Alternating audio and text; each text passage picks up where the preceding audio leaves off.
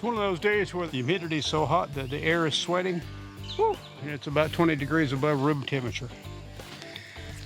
Every time I glance at the river, I'm thinking, I sure would like to go down there and enjoy some of that cool water.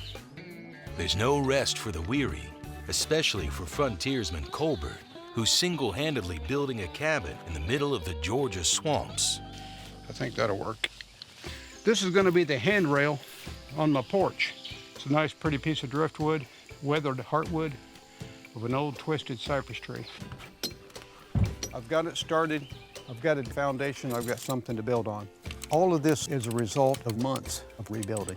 Got to get the main frame up in a few weeks, get the roof on, and get the porch started. I like building where I take the material that I find that I have an interest in and try to figure out where it best fits. This is bent from about right here on. Rather than straighten it out, I'm going to take advantage of that curve right here at a fastening point. Every tree in the forest is a little bit bent, a little bit crooked. So if the cabin is a little bit crooked, a little bit bent, it'll fit right in. I've got to gather a lot more materials to finish my cabin. Part of what I'll get will be in the forest, but I'll still have to buy some of the materials. With the need for building supplies on his mind, Woo! That's a really big beaver.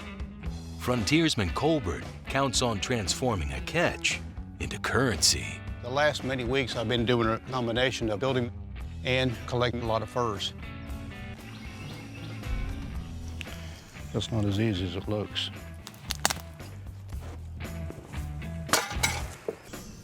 He's got a nice pelt. That'll all add up to bring a good price.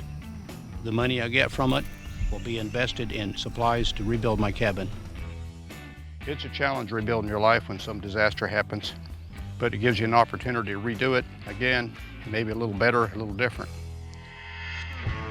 The quest for beaver pelts and other animal fur helped fuel the North American economy and furthered expansion into the New World in the search for untouched hunting grounds. Today, some 80% of furs come from animals raised on fur farms. It's a $40 billion industry worldwide. What I've done is cleaned off all the meat and tissue so that the leather will dry thoroughly. It's a really nice fur, but the next step, so this doesn't dry all wrinkled up, is stretch it on this board. This pelt right here is worth somewhere between 8 and 15 times the price of a raccoon pelt.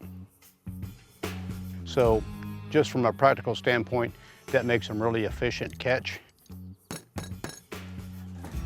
So that's a finished hide. It'll dry out and look like cardboard. Those should bring top money for the fur industry.